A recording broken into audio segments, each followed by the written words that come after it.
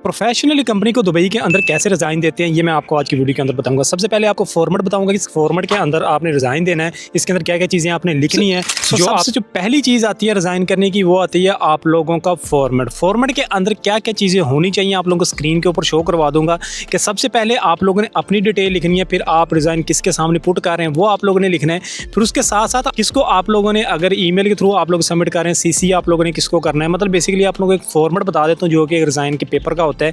फिर आप लोग अपने सिग्नेचर करने हैं, उसके अंदर आपने क्या चीजें लिखनी है, सारी चीजें आप लोगों को यहाँ पर स्क्रीन के ऊपर मैं शो करवा दूंगा। अभी मैं आप लोगों को बताऊंगा स्टेप बेसिकली कौन से होते हैं। सबसे पहले आप लोग ये जो रिजाइन है जो मैंने आप लोगों को यहाँ पे फॉर्मेट दिखाया, इसको आप लोग एडिट करेंगे, इसके अंदर अपनी डिटेल पुट करेंगे, अपनी कंपनी की डिटेल पुट करेंगे। पुट करने के बाद अभी आपको इससे पहले जो एक बेसिकली स्टेप करना वो बेसिकली ये है कि आप लोग अपने मैनेजर को इन्फॉर्म करना है। आपने रिजाइन डायरेक्टली नहीं देना, आप अपने मैनेजर के पास जाएं। अगर आपका सुपरवाइजर आप अपने सुपरवाइजर के पास जाएं, आप उसको बताएं कि सर मैं रिजाइन देने वाला हूँ, उसको आप अपनी रीजन बताएं। मतलब आपने जस्ट आप लोगों ने उसको बताना है, आपने रिटर्न में अपना रिजाइन पुट नहीं करना, उसको आप अपनी रीजन बताएं मैं क्यों रिजाइन देने जा रहा हूँ या सर मैं रिजाइन देने वाला हूँ। तो इस तरह की आप उसके साथ डिस्कशन करें, हो सकता है कि आपका इशू सोल्व हो जाए। मतलब अगर आपकी सैलरी कम है हो सकता है कि आपकी सैलरी इंक्रीज हो जाए। अगर आपने नई कंपनी के अंदर जाना है तो आप उसको जस्ट इन्फॉर्म कर सकते हैं, आपने उसको ज़्यादा डिटेल नहीं बतानी कि सर मैं किसी नई जगह के ऊपर जॉब ढूंढ रहा हूँ तो मैं आज रिजाइन देना चाहता हूँ। इस तरह से आप अपना एड लिस्ट उसको जो है अपनी चीज़ बताएं, उनके सामने आप एक्सप्लेन करें। 2 दिन वेट करने के बाद अगर आप लोगों की सेटलमेंट हो जाती है तो आपने रिजाइन पुट नहीं किया तो इसलिए कोई भी इशू नहीं है।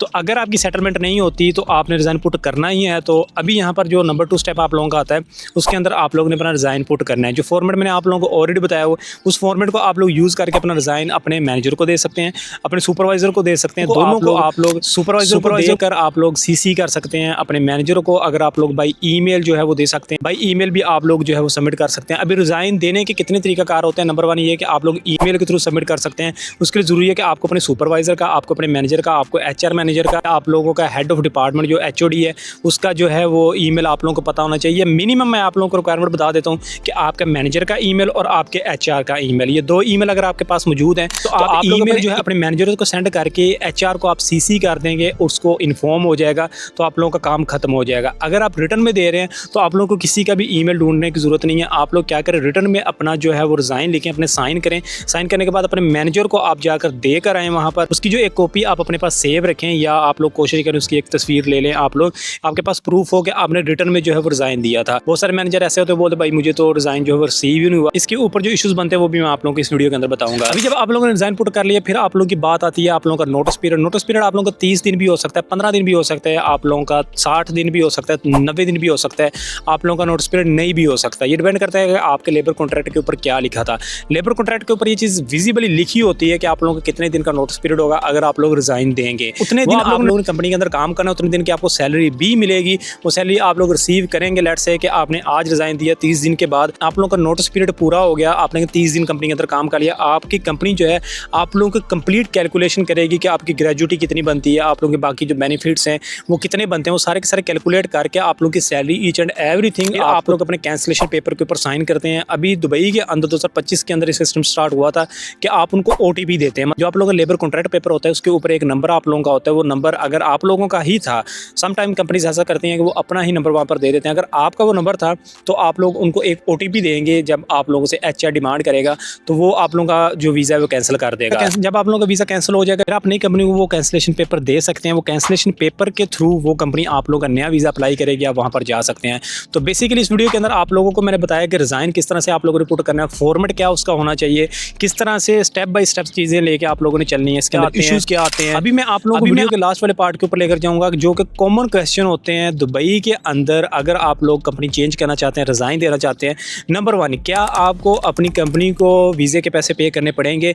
तो बिल्कुल भी आपको वीज़े के पैसे नहीं पे करने पड़ेंगे इन केस कि आप लोग 6 माह के बाद जो कि आप लोगों का प्रोबेशन पीरियड था उसके बाद आप लोग अगर कैंसिलेशन ले रहे हैं या आप लोग रिज़ाइन दे रहे हैं। फॉर एग्जांपल आप लोगों का 6 माह का प्रोबेशन पीरियड था, आपने उसको कंप्लीट के 7वें माह आप लोगों ने रिज़ाइन दे दिया।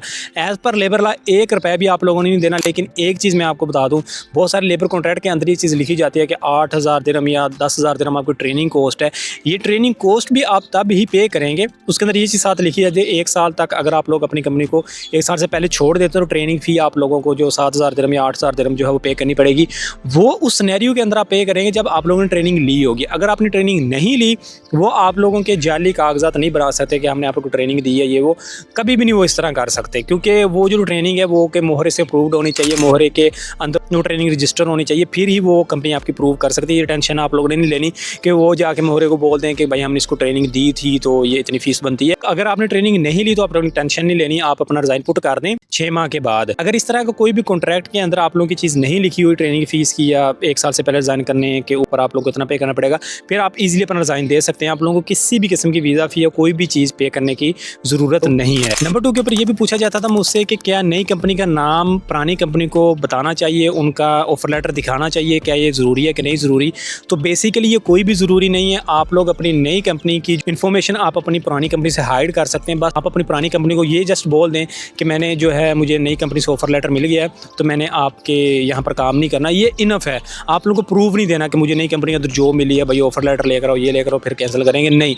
आपने बोल दिया, इट्स इनफ। नई कंपनी का नेम कभी भी आप अपनी पुरानी कंपनी को ना बताएं, ये किसी भी रूल के अंदर नहीं लिखा हुआ। बेसिकली आप उनको जस्ट बता दें कि मुझे जॉब मिल चुकी है, आप कैंसिल कर दें। आपको क्या टेंशन है भैया, अगर मुझे मेरा वो मसला है नई कंपनी के साथ, मैं उनकी डिटेल्स आपके साथ नहीं शेयर कर रहा, उस कंपनी ने मुझे मना किया या वट एवर सो ऑन, आपको बताने की ज़रूरत नहीं है। बेसिकली आज की वीडियो के अंदर मैंने काफ़ी सारी चीज़ें आप लोगों के सामने क्लियर कर दी। फिर भी कोई भी क्वेश्चन अगर आप लोगों का है, आप कमेंट के अंदर मुझसे पूछ सकते हैं, उसका रिप्लाई मैं आप लोगों को नेक्स्ट वीडियो के अंदर दे दूंगा, या आपके लिए शॉर्ट वीडियो बना के मैं अपलोड कर दूंगा, बट मैं इंशाल्लाह रिप्लाई ज़रूर दूंगा। अभी आप लोगों ने मुझे बताना है कि आप लोगों को क्या इशूज़ आ रहे हैं रिज़ाइन के दौरान, ताकि मैं उसके ऊपर एक सेपरेट वीडियो बना सकूँ। तो इंशाल्लाह ताला नेक्स्ट वीडियो में मिलते हैं, तब तक के लिए खुदा हाफिज़।